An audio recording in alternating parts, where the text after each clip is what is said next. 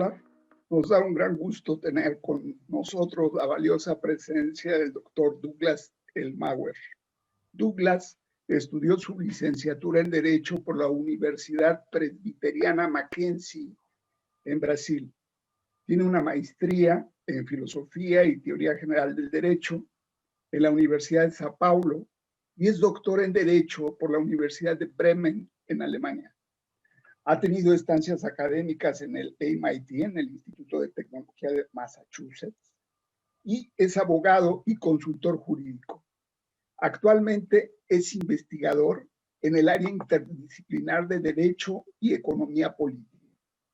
Ha publicado artículos sobre temas como teoría de sistemas, sociedad global, sociología constitucional y transconstitucionalismo.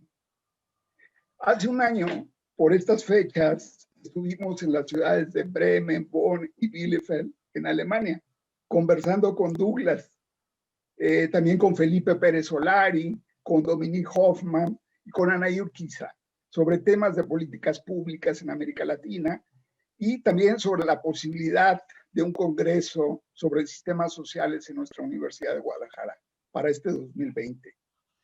Pues desafortunadamente la pandemia nos lo ha impedido. Sin embargo, ante las dificultades de hacer un encuentro o congreso presencial de aproximadamente 3 días o una semana, pensamos en la opción sustitutiva de realizar un seminario internacional en línea de forma virtual con sesiones semanales y cuyo programa se ha extendido a casi 10 meses. Bueno, en fin, hoy la exposición que nos presenta el doctor Douglas Elmauer tiene como tema oleadas de inclusión y derechos humanos en la sociedad mundial. Esperamos que al concluir tengamos preguntas, comentarios, retroalimentación de parte de estudiantes, profesores, colegas e interesados en el seminario. Con gran placer por la temática y la experiencia, quiero ceder la palabra al doctor Elmauer. Muchas gracias, profesor Carlos Sedano. Muchas gracias, profesor Elisa, que también es la invitación a mí cuando estiver en Alemania.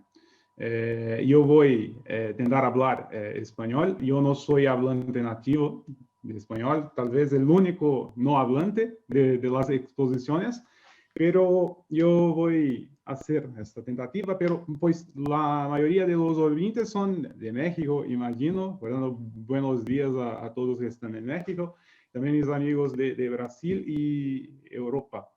Agradezco mucho la invitación y voy a empezar mi exposición sobre oleadas de inclusión y derechos humanos en la sociedad mundial. El primer tema es exclusión en la sociedad estratificadas. Pues es importante comprender el proceso de transición entre las sociedades estratificadas para la sociedad funcionalmente diferenciada, la sociedad moderna. En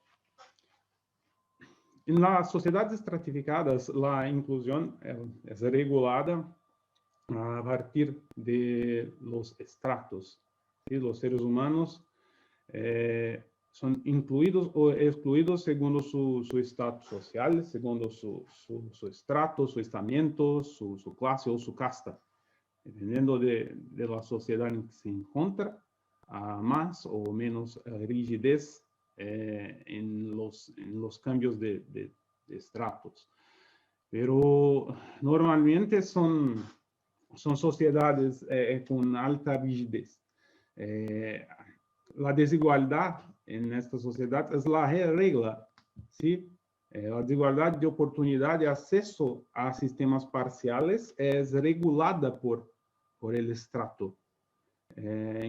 Como por ejemplo, si miramos la obra de Aristóteles en la política, él habla de la posición de los hombres libres, en diferencia a las mujeres, a los extranjeros o a los esclavos, estaban en niveles inferiores en estas sociedades. Por lo tanto, son estrato superior, una aristocracia, una nobleza o élites, acumulan la mayor parte de las oportunidades comunicativas a los sistemas parciales, aunque no completamente diferenciados en esa sociedad, ya que hay el primado del político, que está también amalgamado con la religión, a depender de la sociedad en que se encuentra.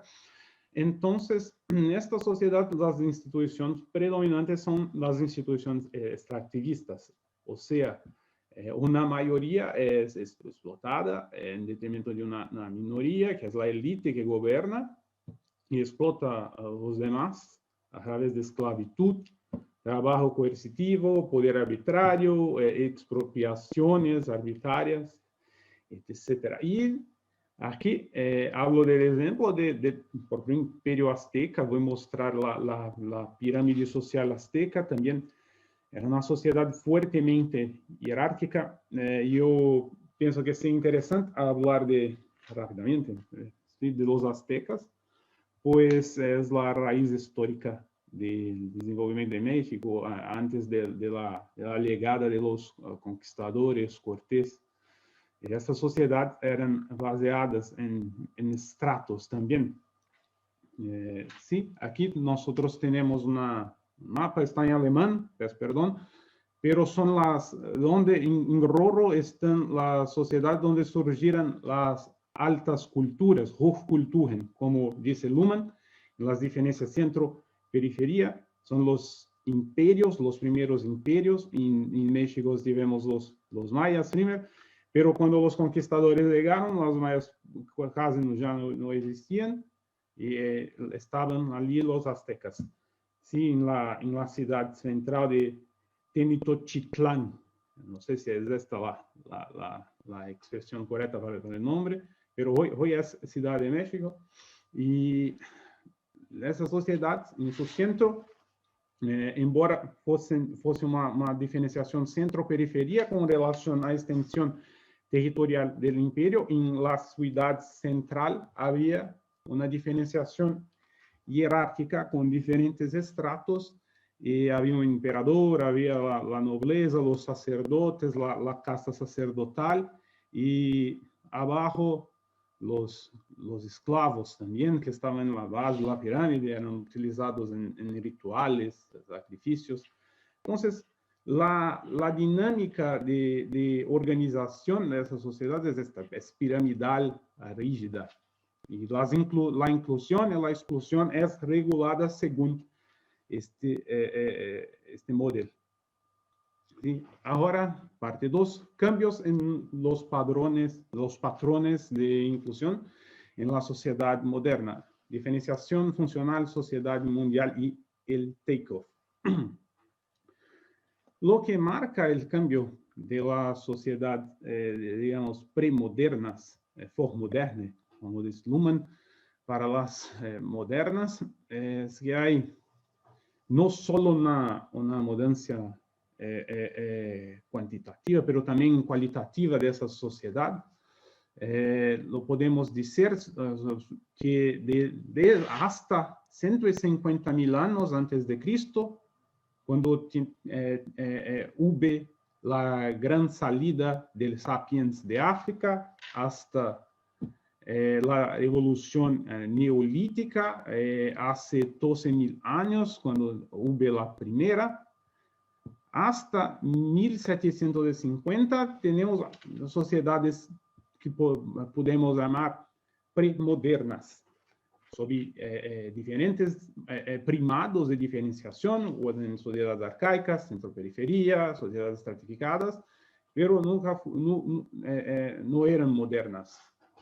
En estas sociedades de antes de 1750, la regla para la mayoría de las personas era la exclusión, el detrimento del acceso a los sistemas. Entonces, era común tiranía, esclavitud, miseria, hambre, estancamiento, baja esperanza de vida. Los datos dicen eso, las pesquisas arqueológicas, paleontológicas dicen eso, y podemos llamar este periodo de tiempo entre 150.000 años antes de Cristo hasta 1750 de era malthusiana. Lo que quiero decir con era malthusiana es algo que tomo de un economista judío del desenvolvimiento llamado Oded Galor, y también otro profesor que trabajaba en Moafi. Ambos dicen que este período era marcado por las características que yo mostré ahora, y solo a partir de 1750 surgió lo que podemos llamar de el proceso de modernización, que es la diferenciación funcional, una emergencia más efectiva de la sociedad mundial que iniciarse antes, como dice clásicamente el profesor Rudolf Stichwe. Y Stichwe, yo leí un artículo reciente donde él coloca que 1750 sería el marco en consonancia también con otros autores de la economía política. Hay ese consenso.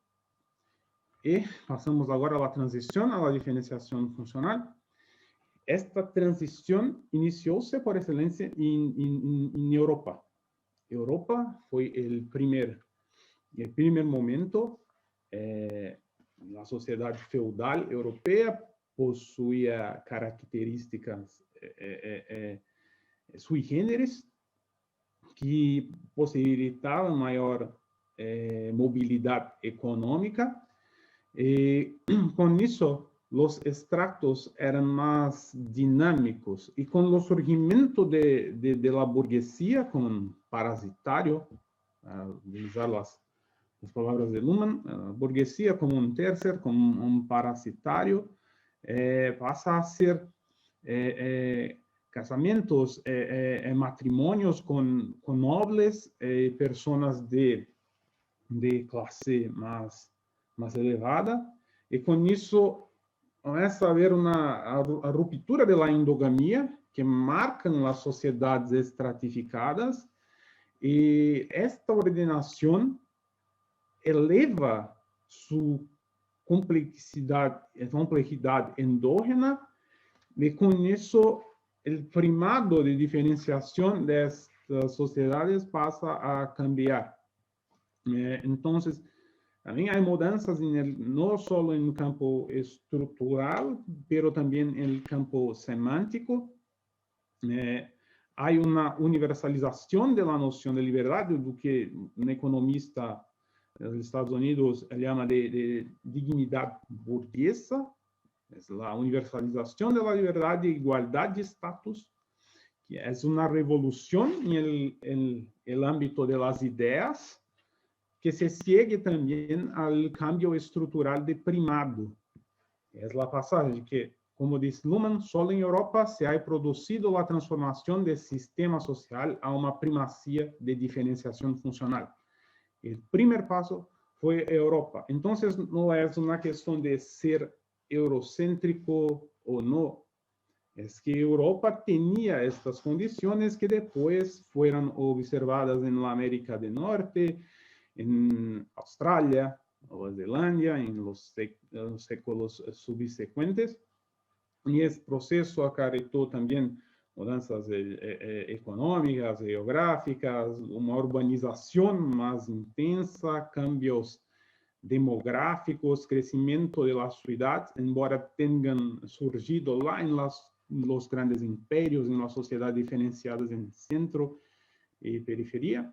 Las ciudades ganan nuevamente importancia en la sociedad moderna.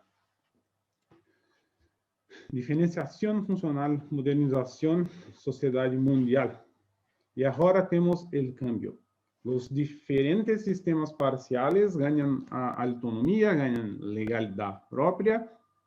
Y ahora tenemos una economía orientada al mercado por sistema de precios, propiedad privada, política democratizada, democratización de la política, o que implica sufragio universal, libertad de oposición, la educación, igualdad de acceso a las escuelas, en el derecho, legalidad constitucional, Estado de Derecho, rule of law, checks and balances, el sistema de control, de poder el derecho pasa a ser la codificación secundaria del poder, a tecnificar el código del poder y actuar a través de una constitución para la limitación de este poder, que, como yo dije, en las sociedades premodernas había ese primado del político, el político controlaba la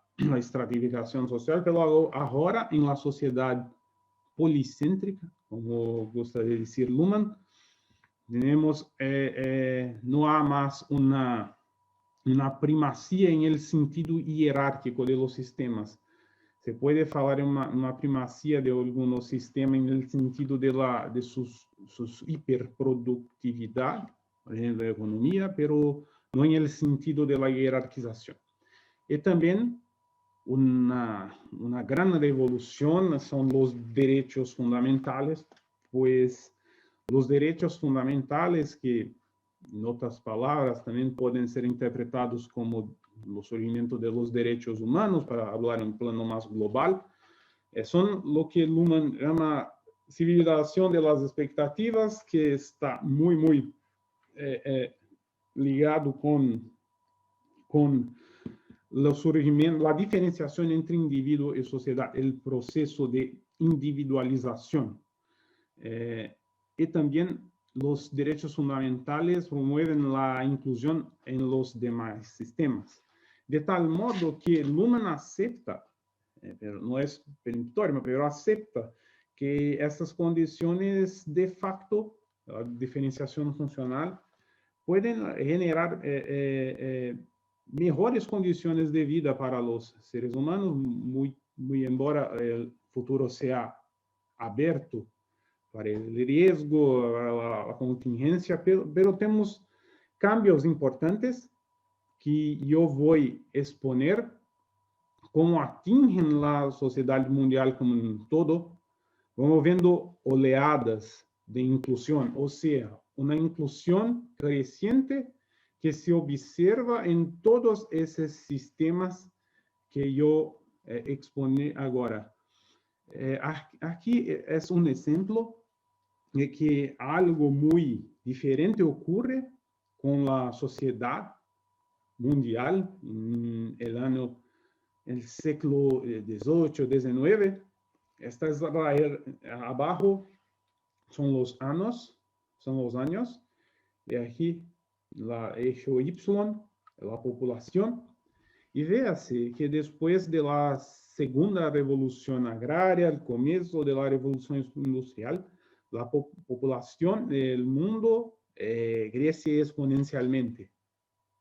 Eran menos de 500 millones en 1800, tal vez, y ahora son casi 7 billones. Entonces, algo muy fuerte ocurrió en la sociedad mundial para que hubiese o que Robert Fogel, un economista que ganó Nobel en los años 90, si no estoy enganado, una sinergia entre el desarrollo tecnológico y fisiológico de los seres humanos que proporcionó el crecimiento exponencial.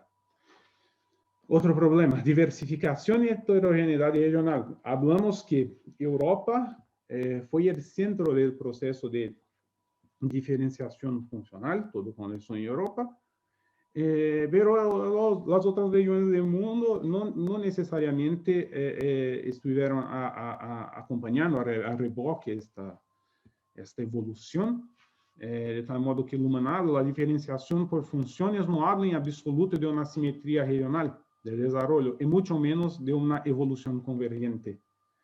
Y de facto hay lo que algunos economistas como Gallor y un historiador llamado Kenneth Pomeranz llaman de gran divergencia. ¿Qué es la gran divergencia? Es de ajuste en el take-off, cuando las sociedades pasan a ser, al menos a nivel regional, estos procesos de inclusión masiva.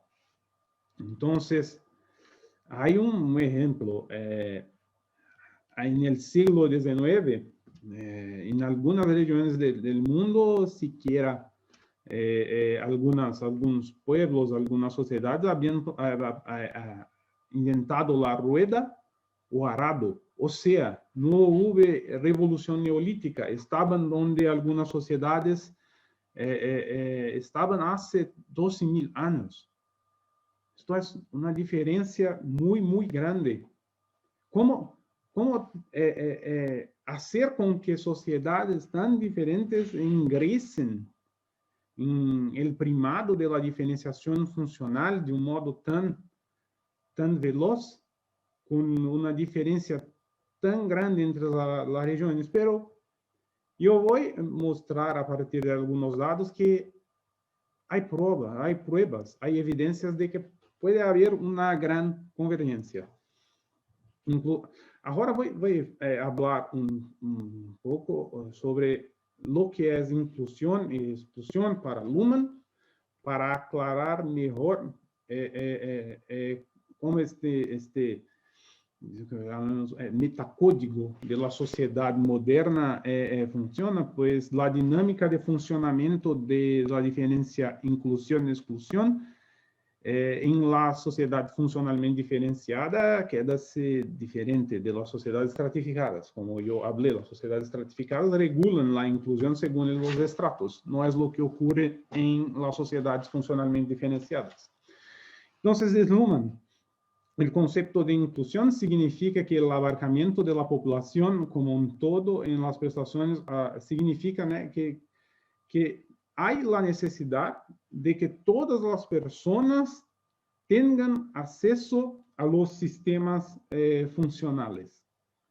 Entonces, inclusión, en este sentido, es una especie de metacódigo de la sociedad funcionalmente diferenciada, pues corta transversalmente todos los sistemas sociales para garantizar el primado de la diferenciación funcional. O sea, una de las condiciones más importantes para mantener la sociedad funcionalmente diferenciada es que haya inclusión. La exclusión, Luhmann habla respecto de eso en el final del derecho de la sociedad, que la exclusión radical puede generar el desmantelamiento del primado de la diferenciación funcional. Por eso esta gran preocupación. Entonces, lo que sería la inclusión en los diferentes sistemas sería ser un sujeto de derecho para el derecho, o participar en la economía, poder hacer los pagos, tener acceso a dinero, participar de elecciones políticas, ser reconocido como un ciudadano, tener acceso a la escuela, también a servicios de salud, de beneficios sociales. Esto sería inclusión en la sociedad moderna. Pero hay este problema, exclusiones fáticas. Y dice Luhmann, la exclusión integra mucho más que la inclusión. Este es el problema. Pues, al mismo paso en que hay la necesidad de acceso de toda la población a las prestaciones de los sistemas sociales, crea-se una dependencia. Si yo no tengo acceso, me quedo dependiente de aquel acceso. Yo preciso ser sujeto de derecho, yo preciso ser ciudadano para poder participar en el proceso electoral, para que yo vaya a los tribunales, tener acceso a la justicia. Yo tengo que tener un trabajo para obtener dinero, etcétera, etcétera. Entonces, hay un mandamiento de inclusión en la sociedad funcionalmente diferenciada, pero hay desigualdades de posibilidades fáticas para convertir exclusión en inclusión, que es la forma, ¿sí? Eso puede, como dice Luhmann, también generar un otro problema, que son las cadenas de exclusión. ¿O qué serían cadenas de exclusión? Es muy probable que cuando me quedo excluido de un un sistema, como por ejemplo, sistema educativo, no, por algún motivo no frecuente clases en la escuela y no soy alfabetizado, entonces no tengo acceso al mercado de trabajo. ¿Cómo voy a tener dinero entonces para, cómo voy a obtener un trabajo? Me quedo excluido de la educación, ahora excluido de la economía. Entonces, la exclusión en un sistema puede generar exclusión en otro. Es el problema de las grandes interdependencias que existen entre los sistemas sociales. Ese es un gran desafío, las cadenas de exclusión. Pero, dice Luhmann, ¿sería eso un problema residual en la sociedad mundial? El problema de la exclusión. Eso no sería momentáneo, ¿sí? Pero cuando Luhmann vino a América del Sur, en Brasil, por ejemplo, él fue en favelas, en comunidades muy pobres de Brasil, y en un artículo llamado Insights von Barbarei, para além da barbarie, Luhmann dice, es necesario afirmar que la exclusión existe, para sorpresa de todos los bien intencionados, y en tan grado de miseria que escapa a toda descripción.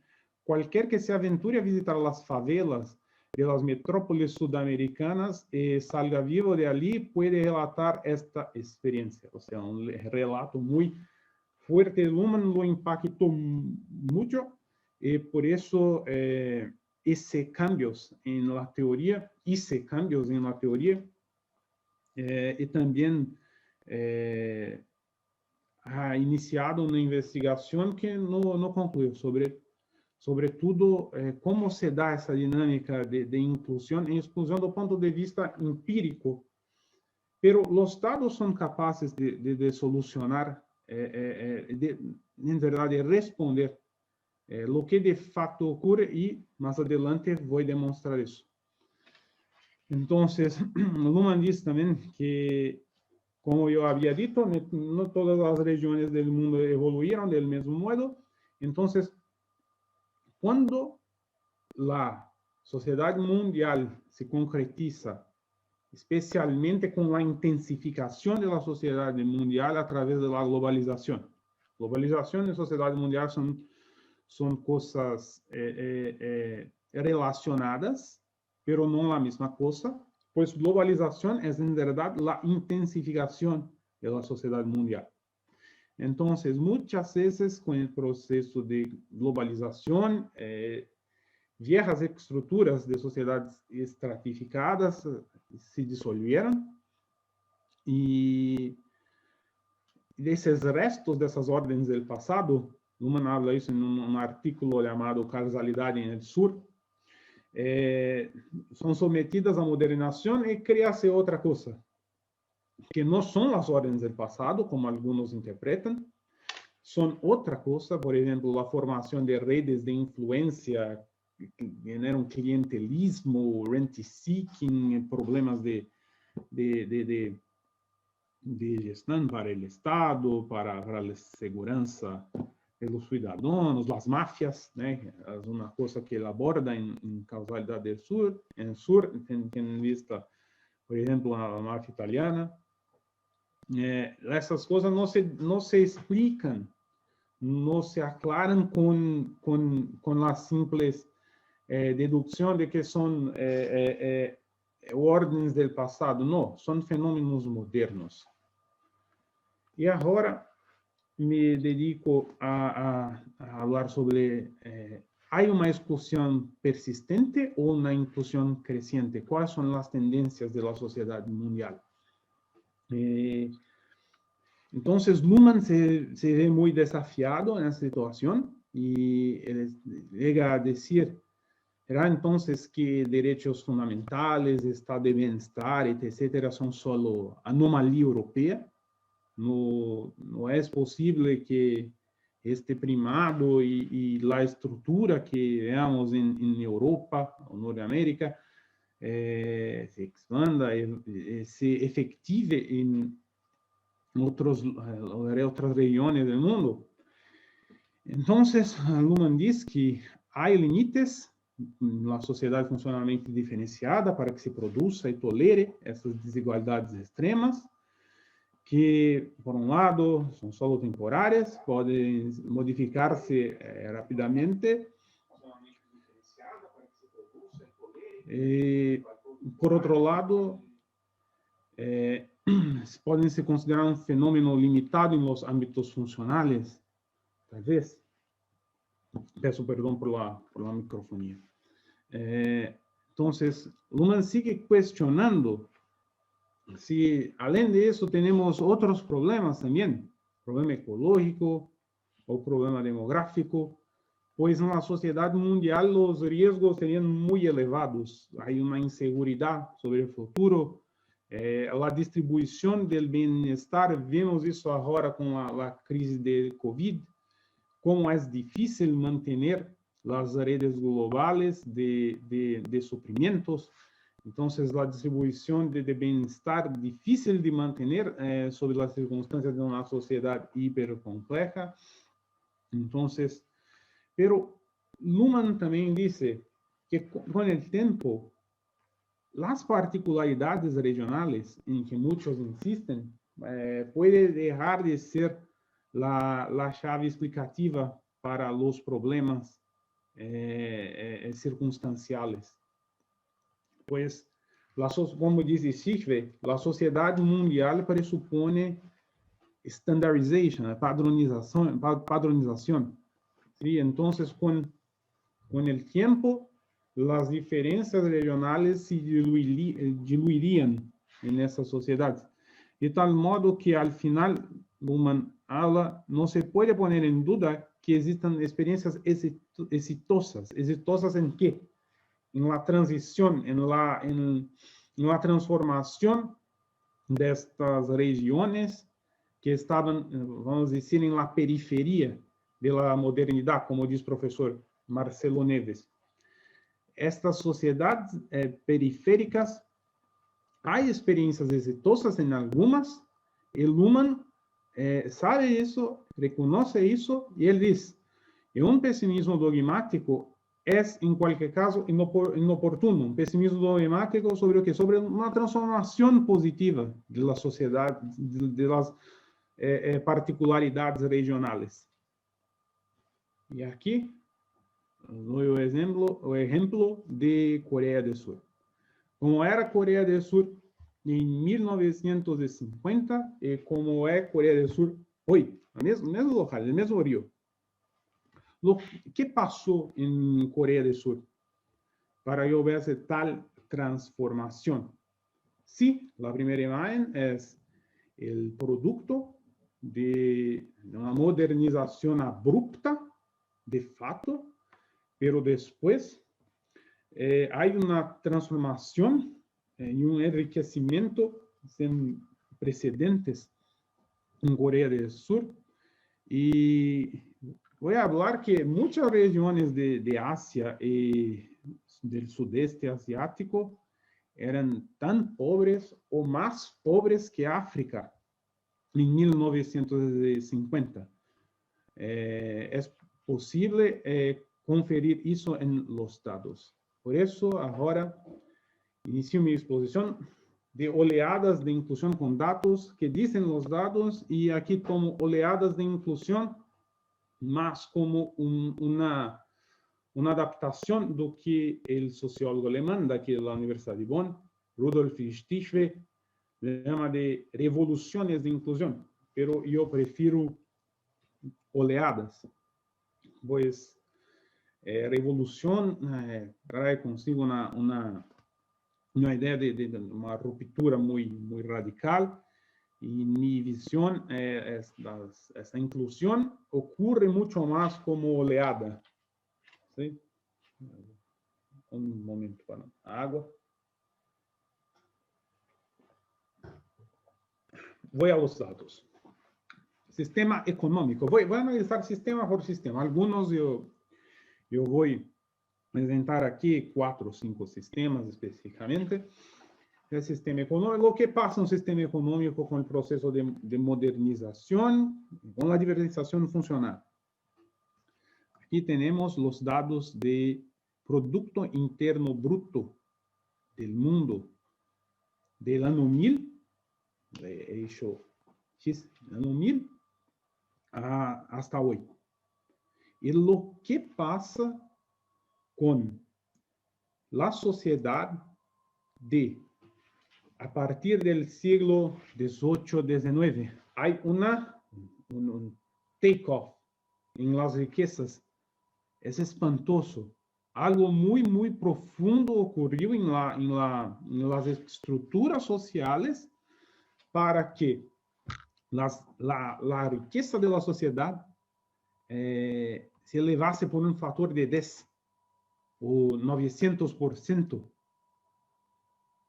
siendo que antes del siglo XVIII, como dice Acemoglu, había poco crecimiento, y antes del siglo XV casi ninguno, en ninguna parte del mundo, ni Europa, ni China, ni India, no había. Es una novedad moderna ese crecimiento. Y ahora miramos para la población mundial que vive en la pobreza, en el extrema y fuera de la pobreza extrema. Vemos que hoy la población mundial creció a nivel casi exponencial, pero las personas en situación de pobreza que sería pues cada sistema parcial de la sociedad, produce su forma de exclusión. La economía, podemos hablar que esta forma de exclusión es la pobreza, embora haya otras concepciones de pobreza, como la trabajada pelo profesor Amartya Sen y Marcia Nussbaum, con la abordaje de las capabilities. También miramos aquí lo que pasa con la pobreza extrema en el mundo de 1820 hasta 2015. Es también impresionante. Si yo o tú naciésemos en 1820, la probabilidad de tener menos de $2 por día para sobrevivir era de 94%. Es mucho probable que nosotros somos miserables si naciésemos en 1820. Hoy, solo 9.6% de la población mundial encontra-se en esa situación, y la tendencia es la queda, es disminuir la cantidad de personas en esta situación. Hay una proyección que tal vez en 2030 o 2040 este número sea muy próximo de 0.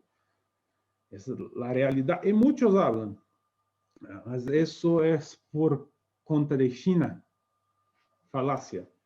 Mesmo que se exclua a China de los dados, China, sí, en China hubo un cambio inmenso. Muchas personas salieron de la pobreza con la apertura del mercado que el país hizo, pero eso fue un fenómeno mundial, no solo chinés, en India también, en otros países de sudeste asiático, como Indonesia, que es uno de los países más populosos del mundo, si no estoy engañado, el 4º país más populoso del mundo hoy. Y aquí es la proyección, los datos de las diferentes regiones, y la pobreza disminuye en todas las regiones del mundo en los últimos años, incluso en África subsahariana, que hoy es ciertamente el mayor desafío. Pero observemos que el este asiático estaba en una situación peor que África hoy. 80% de las personas en 1981 estaban en situación de pobreza extrema, y hoy son tal vez menos de 5%. Y Corea del Sur incluye aquí en este dato. pero a las pobrezas sí han disminuido, pero las desigualdades han aumentado. También no es verdadero.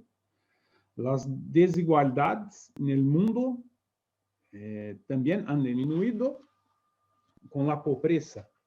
La pobreza disminuyó, también la desigualdad disminuyó. Ambas disminuyeron. Y aquí nosotros tenemos tres distintos parámetros.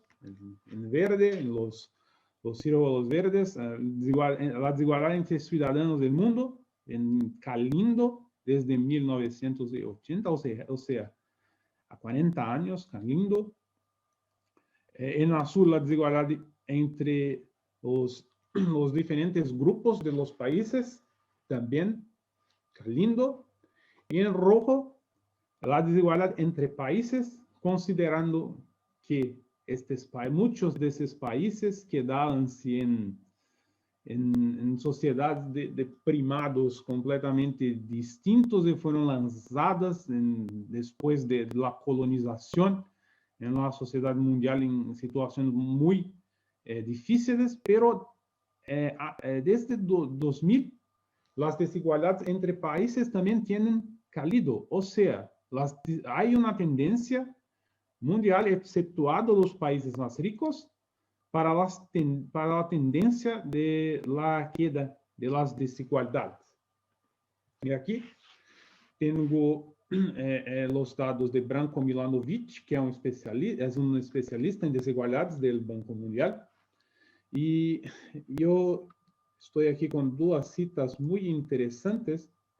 Una de Luhmann sobre la economía moderna. Es probable que la economía, con su producción masiva de bienes orientados al mercado, haya hecho más para compensar las desigualdades que un derecho políticamente presionado en esta dirección. O sea, espontáneamente, la economía puede haber incluido mucho más personas en sí misma que a través de un derecho que intentó de algún modo orientar la inclusión económica en ese sentido. Y un otro especialista en desigualdad muy conocido, Thomas Piketty, escribió un libro llamado El Capital en el siglo XXI. Él habla que es obvio que describo la tremenda reducción de la desigualdad de renta en términos globales, derivada del aumento del nivel de vida en las partes pobres del planeta en los últimos 30 años. Este es un aspecto muy positivo de la globalización. Por tanto, al contrario de lo que muchos dicen, los datos muestran, Piketty muestra que la globalización fue positiva en el sentido de disminuir la pobreza y también disminuir las desigualdades. Ahora, el sistema de salud. Aquí es una representación, un gráfico muy completo de cómo era la expectativa, de la esperanza de vida humana en los últimos millones de años, desde antes del Sapiens, y véase, hasta 200 años, la expectativa de vida del ser humano mal llegaba a los 20 años. Es sabido que en África, por millares de años, la expectativa de vida era 25 años. Por la severidad de las condiciones del clima y de doenças como malaria, otras doenças que son transmitidas por mosquitos. Entonces, lo que ocurre en los últimos 200 años es una revolución también en la expectativa de vida humana. Es una revolución en el sistema de la salud.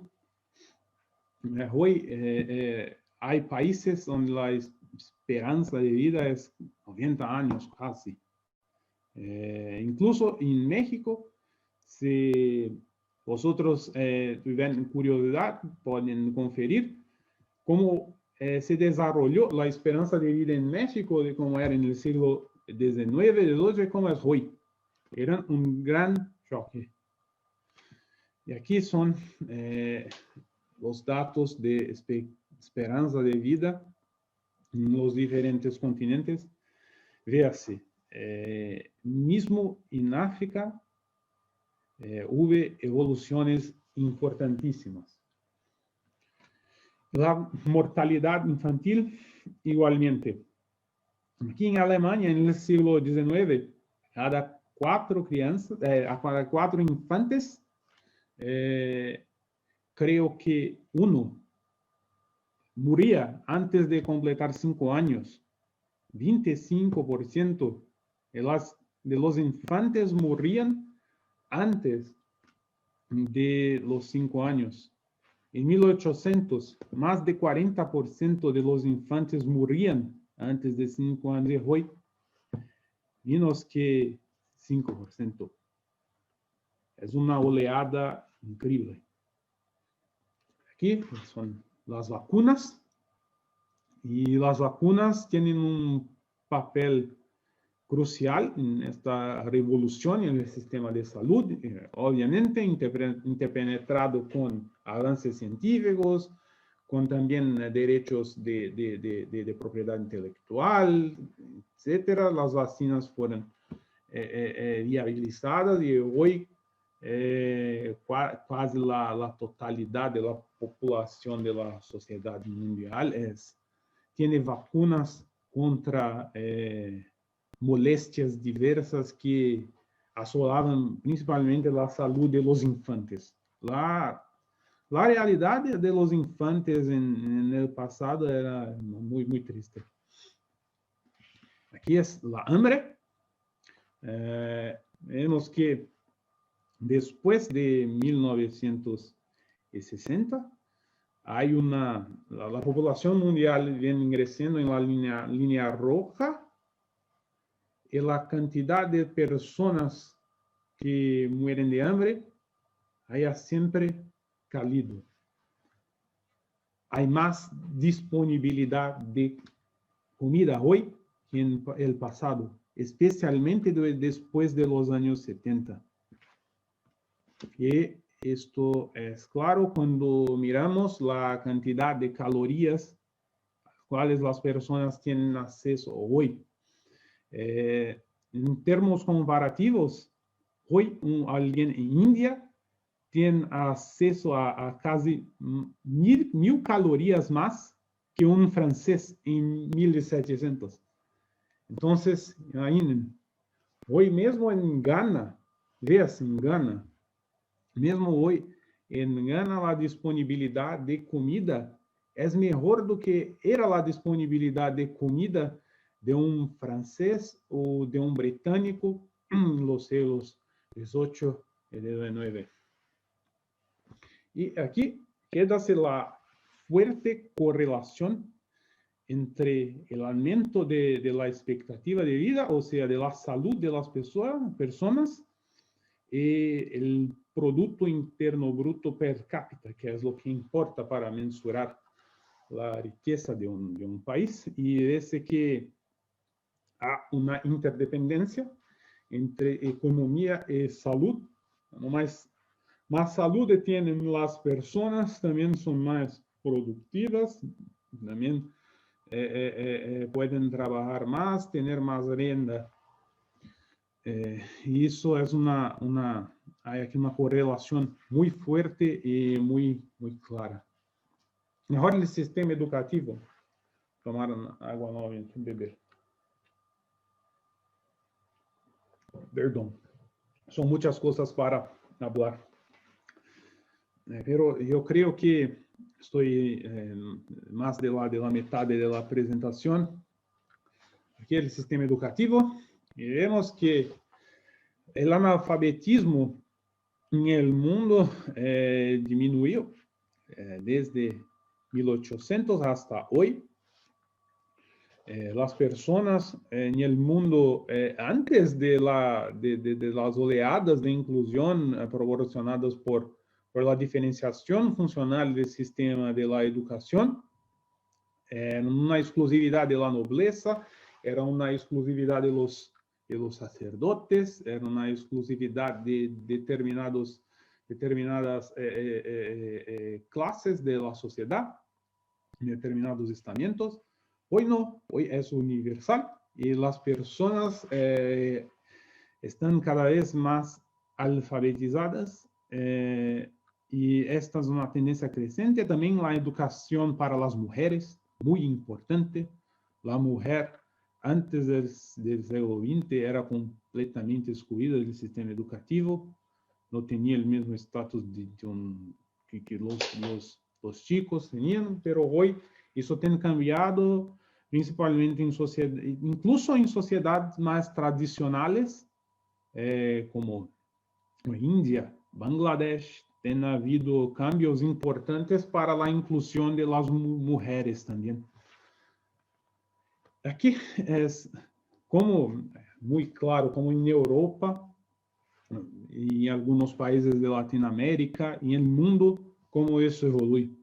La cantidad de personas alfabetizadas va de menos de 20% en el país que estaba en las mejores condiciones, como Países Bajos, Holanda. Y hoy casi 90% de la población mundial es alfabetizada.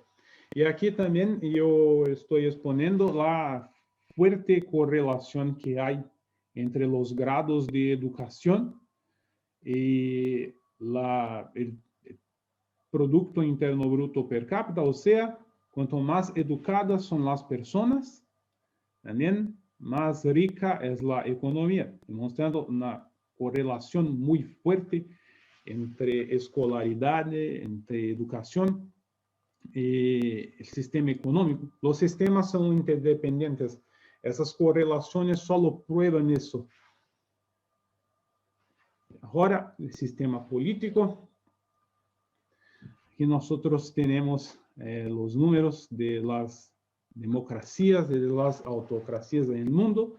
Desde 1990 tenemos en el mundo más democracias que autocracias, en lo que hoy más de la mitad de la población mundial vive en democracias y las democracias son más deseables en una sociedad funcionalmente diferenciada, pues hay más posibilidad de participación, de universalización del sufragio, también incluyendo mujeres, personas que antes del siglo XIX quedaban totalmente excluidas, como los esclavos. Hubo conquistas civiles y políticas que incluían a esas poblaciones también en los procesos electorales, el sufragio, y también la posibilidad de oposición, que es la diferencia interna del sistema político, gobierno-oposición, la posibilidad de hacer oposición. Si tienes un Estado con uno solo partido, no tienes democracia, ¿sí?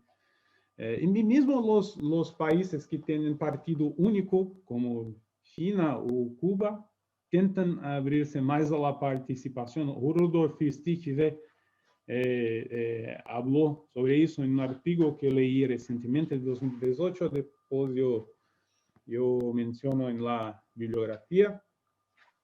Y ahora el sistema jurídico que tiene un papel especial.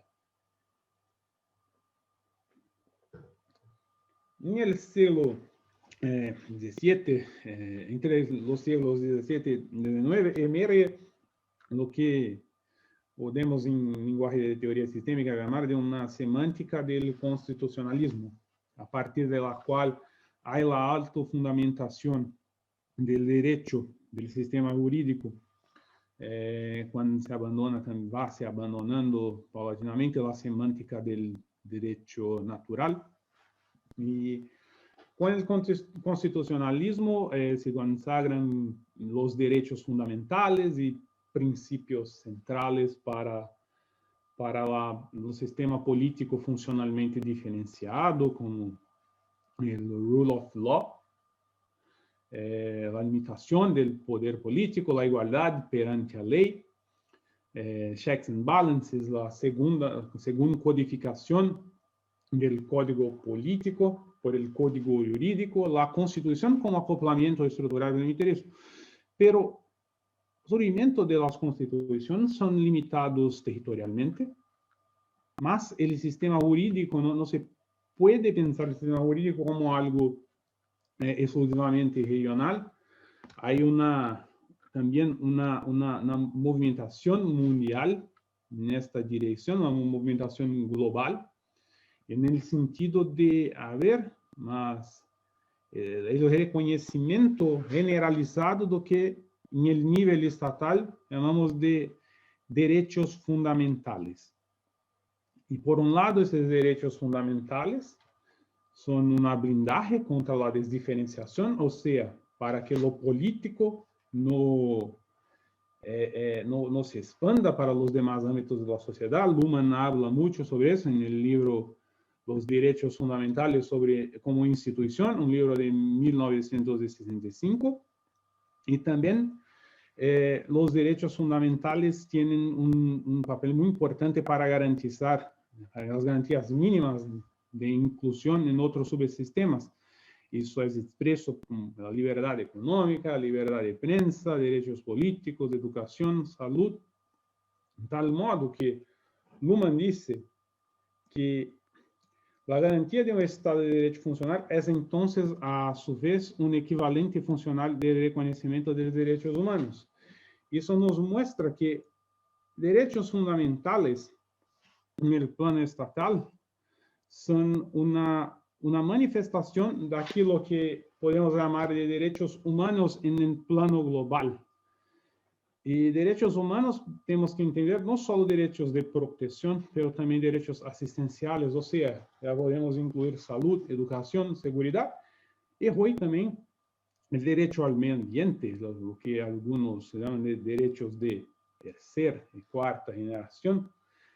Entonces, los derechos humanos en el plano global serían la respuesta del sistema jurídico al problema de la exclusión, de la provisión de los sistemas parciales de la sociedad. Sería un equivalente funcional de los derechos fundamentales en la sociedad mundial. Y aquí yo estoy haciendo una comparación entre la Declaración Universal de Derechos Humanos de 1948 y la lista de derechos fundamentales que Luhmann elenca en el libro Derechos Fundamentales como Institución, lo que muestra coincidencias entre ambos, pues son fruto del mismo proceso de evolución, ¿sí? Entonces, si por un lado los derechos fundamentales están restrictos al ámbito estatal, las condiciones estatales, hay también los derechos humanos en el plano global, son reafirmados en el plano de las organizaciones.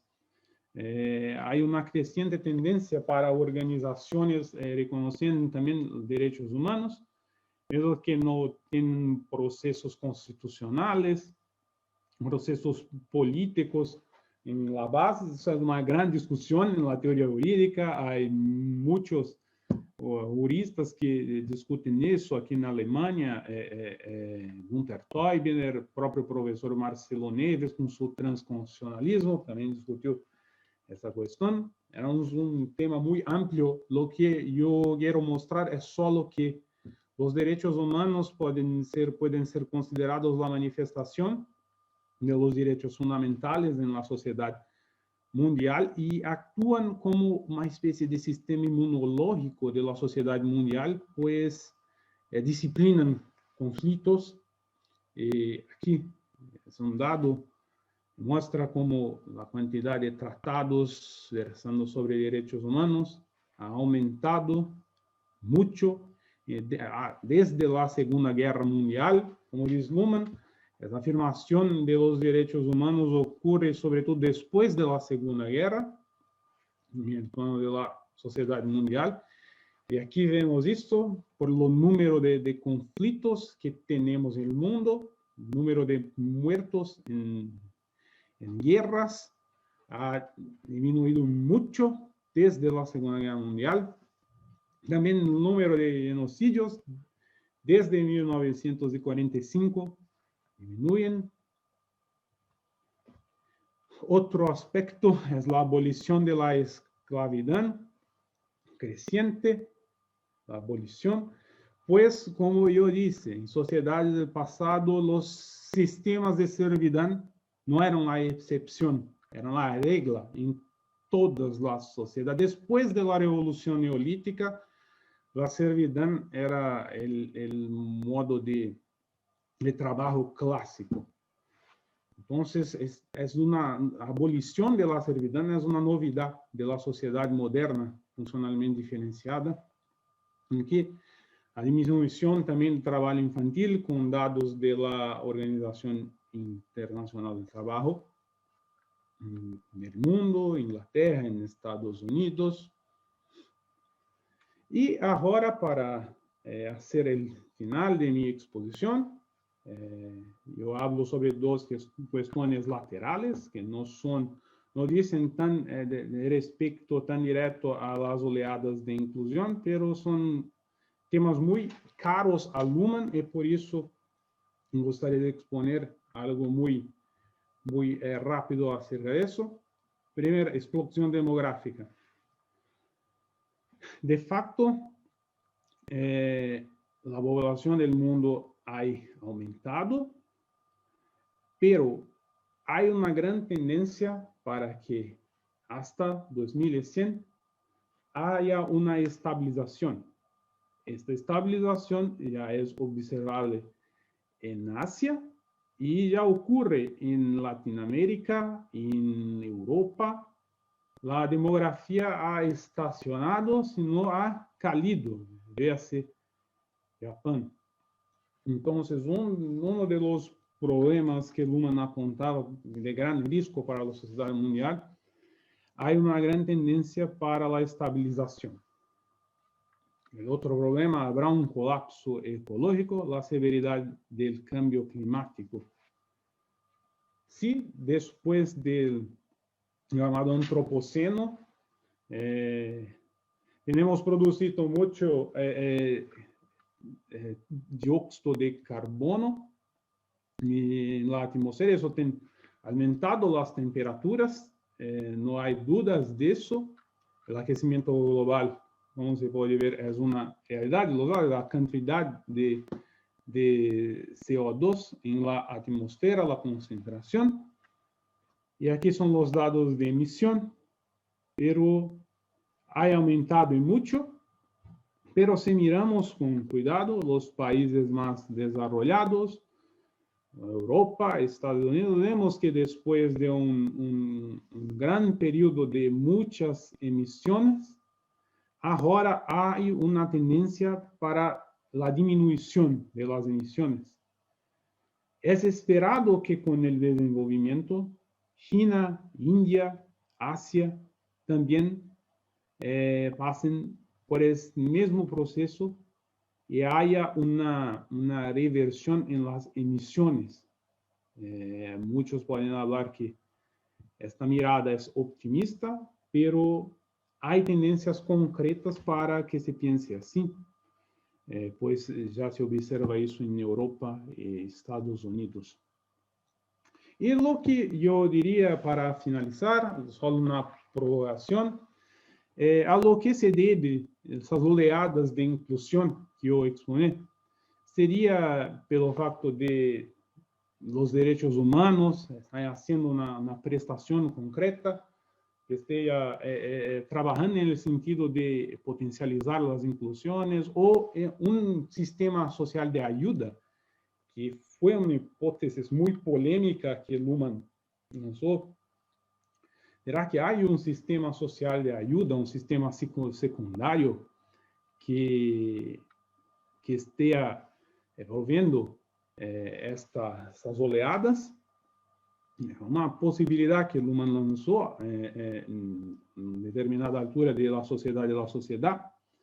Y yo no tengo una respuesta conclusiva para eso, pues es solo una provocación, mas es curioso pensar que Luhmann ya había pensado en esta posibilidad. Y para eso yo muestro los objetivos del milenio, que en mi opinión, con lo que muestran los datos, lo que tenemos de evidencias, soy muy optimista con relación a que la alcancemos todos. Y por eso dejo las minhas consideraciones finales. Peço desculpa por mi voz, estoy muy cansado por una longa presentación. Pero lo digo que de facto estamos en una sociedad de riesgo, reconozco eso, el futuro abierto, y más información genera más riesgo. Hay fragmentación, una multiplicidad de actores en la sociedad mundial, redes, desafíos de coordinación entre los actores globales, pero la pregunta que se coloca, y por eso yo hablé sobre tal sistema social de ayuda, lo que implica las oleadas de inclusión, lo que explica las oleadas de inclusión sobre las cuales yo hablé durante toda esta exposición. Existe un sistema social de ayuda que no observamos ainda, pero está en formación. Son solo organizaciones descoordenadas que trabajan por sí, pero para mantener la efectividad de derechos humanos, sean ONGs, sean empresas, sean movimientos sociales, o esto es solo una tendencia estructural de la sociedad funcionalmente diferenciada. Entonces son cuestiones que voy a dejar abiertas, mesmo porque trata-se isso es mi investigación postdoctoral, entonces son preguntas que yo tengo la curiosidad de responder con el tiempo. Muchas gracias. Douglas, felicitaciones. Has sintetizado en muy breve tiempo una exposición que realmente debería llevar horas. Sí. Por un lado. Por otro lado, muchas felicitaciones también, porque hablando inglés, portugués, alemán, y venirte aquí a acompañarnos en español, no es sencillo, no es para nada fácil.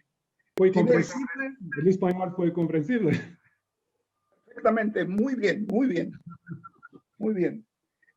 Tienes una serie de saludos, Luis Roberto, Shimir Germengue, Lilian Silva, Mayra Rojas, José Pablo Tobar Quiñones, Piedad, Nancy Ortiz, Andrés Elmauer, Demetrius Dalcín.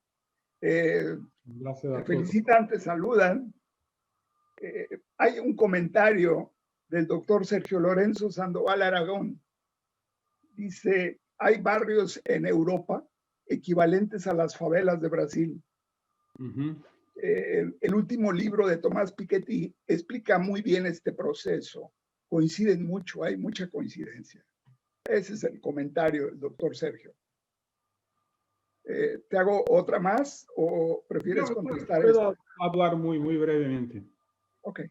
Sí, el problema de la favelización, sí, favelización de algunas ciudades de Europa, como París, Milán, es una realidad.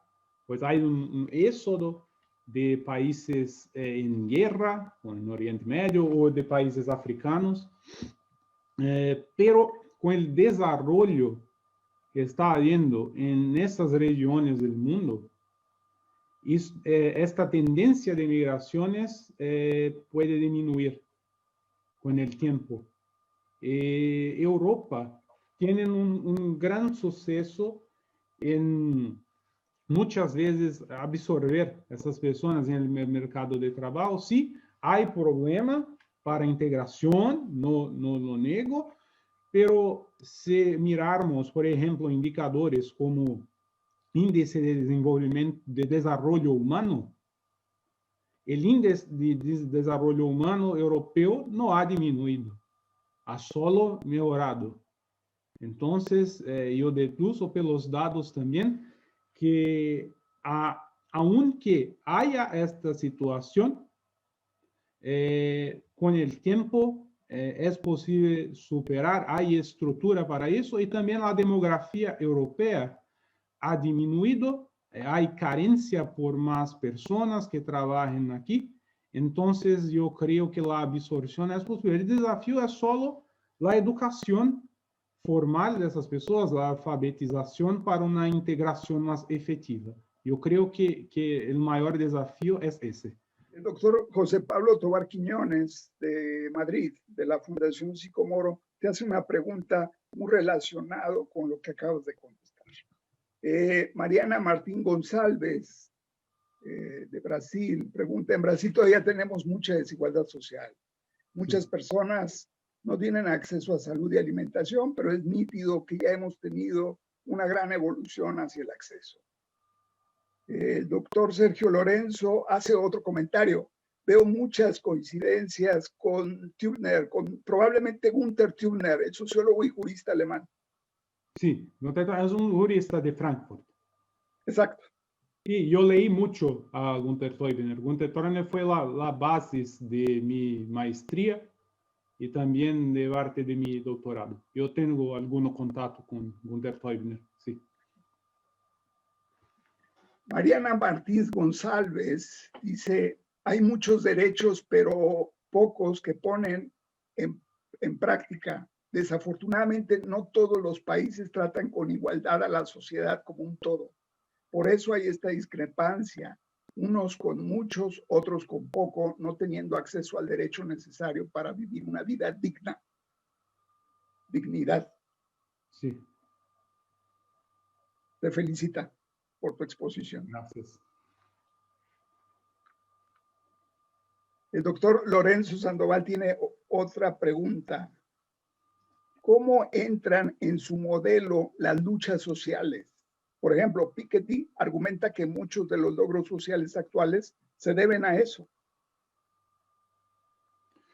Yo pienso que los movimientos sociales son una parte muy importante de las oleadas de inclusión. Veamos, por ejemplo, mi amigo Felipe trabaja la cuestión de la homosexualidad. Por ejemplo, si mirarmos cómo los homosexuales son tratados hoy en el mundo, es mejor que en pasado.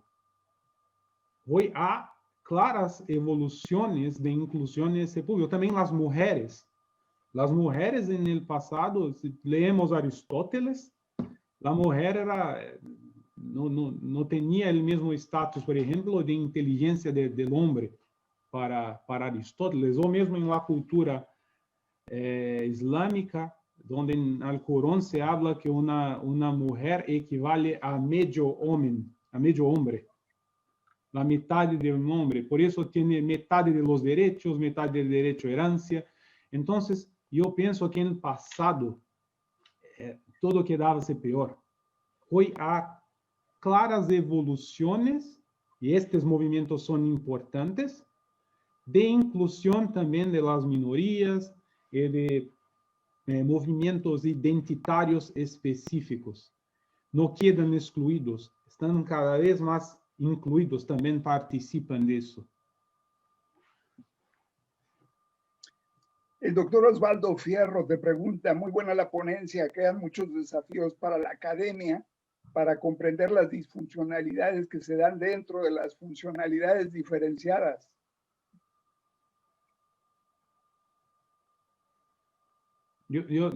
¿Puede preguntar nuevamente? No comprendo. Es un poco complicado. Me parece que quiere decir los procesos de desdiferenciación de las sociedades diferenciadas funcionalmente. Sí, hay peligro de desdiferenciación. Hemos vivido procesos muy graves de desdiferenciación, por ejemplo, en la República de Weimar, que fue lo que originó después la Segunda Guerra Mundial, el nazismo. Y por eso Luhmann escribe Los Derechos Fundamentales como institución. Es un libro de Luhmann que muchos dicen que él escribió por conta de la experiencia alemana con el nacionalsocialismo, que es la expansión del poder político, el peligro de la expansión del poder político. Pero para eso tenemos los derechos fundamentales. Los derechos fundamentales crean esa limitación a los sistemas políticos, pero en el ámbito de la sociedad mundial es posible decir que los derechos humanos, como el equivalente funcional de los derechos fundamentales, en la sociedad mundial, es capaz también de luchar contra la expansión, por ejemplo, de la economía. Entonces, contra los perigos de desdiferenciación tenemos los derechos fundamentales a un nivel estatal y los derechos humanos a nivel global. Creo que sea eso. Claro. El doctor Tobar Quiñones te pregunta, muy interesante la charla, Douglas, felicitaciones. Gracias. Quería preguntarte, ¿en qué medida crees que las sociedades funcionalmente diferenciadas necesitan la inclusión para funcionar adecuadamente? Es una pregunta difícil, pero yo creo que cuanto más inclusión mejor, pues como yo dije, cuando te quedas excluido de un sistema, la posibilidad de se generar cadenas de exclusión, o sea, exclusión en otros sistemas, es muy grande. Especialmente sistema educativo, sistema económico, sistema político, sistema de la salud. Hay sistemas de los cuales puedes excluirse voluntariamente. Por ejemplo, el sistema religioso. No necesariamente precisas estar incluido en la religión.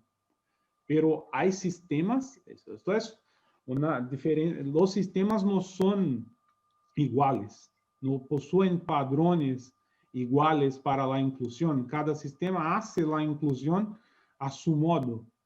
Entonces, yo pienso que cuanto más posibilidades de acceso, mejor.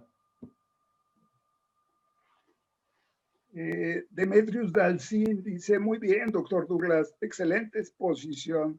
Tu explicación fue sumamente didáctica. Gracias. Mariana Martínez González dice, ¿en Alemania también existen favelas? No diría favelas como en Brasil, no. Normalmente, el gobierno aquí normalmente provee moradia para las personas que no poseen ninguna condición. Incluso en la Grundgesetz, la Constitución, la ley fundamental alemana, hay previsión para eso, dignidad, el artículo 1. Entonces, por cuestión de dignidad humana, no se permite que las personas vivan de este modo. Aquí el gobierno provee subsidio para que haya moradía, tengas comida, tengas que vestir, pero también estás vinculado a procurar un trabajo. Es obligatorio procurar un trabajo en cuanto recibes estos beneficios. Eso es para las personas que hacen lo revisto en la ciudad, sean no ciudadanos también pueden, personas de Unión Europea pueden ingresar, y también refugiados, los flüchtlings, habla. Sí, essas pessoas recebem assistência. Então, favelas em França sim. Em França eu mirei em Paris, existem, mas a Alemanha é mais difícil. Claro. Básicamente esas son las preguntas que hemos tenido hasta ahora. Bueno, acaba de entrar una del doctor Demetrius Dalcin. Dice, doctor Elmauer, ¿qué se puede hacer para que la sociedad brasileña sea menos desigual económicamente? Como saben, en Sao Paulo tenemos jueces federales brasileños, funcionarios, que ganan un promedio de 25,000 mensuales, mientras que otras personas pasan hambre con salarios miserables. Estos famosos procesos de estratificación. Sí, en verdad, esto es un gran problema en Brasil, y yo creo que es un clásico problema de economía política, es un problema redistributivo, es un problema de cómo el Estado brasileño ha se formado con muchos grupos de interés que hacen lobbies, incluso para hacer leyes, la Constitución. Tenemos un problema en Brasil de que no hay republicanismo suficiente, o sea, los iguales no son tratados como iguales, esos grupos de interés se aprovechan de sus privilegios para tener más salarios, más beneficios, en detrimento de la población más pobre que debería recibir la mayor parte del dinero que es oferido con los impuestos.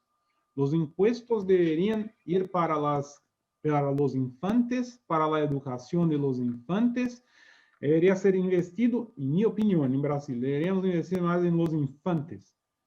O sea, a partir de personas bien formadas en escuelas básicas, bien alimentadas en la alimentación de los infantes también, todo ese dinero debería ir para subsidiar nuestros jóvenes, nuestros infantes. Pero, infelizmente, en Brasil hay resquicios de clientelismo y muchas prácticas lobistas. El lobismo en sí no es el problema es cuando el lobismo es antirrepublicano y crea privilegios y no hay igualdad perante la ley, cuando se sabota la igualdad perante la ley. Este es el gran problema en Brasil. Y en muchos países de América Latina, México incluido. Bueno, vale la pena hacer un comentario adicional. Douglas va a estar con nosotros la próxima semana exponiendo una de las sesiones más complicadas de la teoría de sistemas del humano, que es el sistema, la economía de la sociedad. Es uno de los textos más complejos y al mismo tiempo más interesantes. Bueno, esa es tu versión en alemán. Tenemos otra versión en español, que tú nos has dicho que está muy bien traducido, ¿verdad? Sí. Es decir, el trabajo del doctor Mascareño fue excelente. Excelente, sí. Pueden leer en español, que será casi como en alemán, con toda seguridad. Perfecto, perfecto. Entonces, la próxima semana te vamos a tener especialmente para hablarnos de este texto. Muchas gracias por haber aceptado esta doble invitación. Gracias, Miguel. Bueno, queda mucho para la reflexión después de la brillante y clarificadora exposición de Douglas, así como algunas de las preguntas y comentarios que se han hecho. Con las conclusiones que nos acabas de dar, el Seminario Internacional de Sistemas Sociales, Redes y Complejidad, el Departamento de Sociología de la Universidad de Guadalajara, te agradecen muchísimo, Douglas, tu valiosa participación. Muchas gracias. Hasta la próxima vez. Hasta la próxima.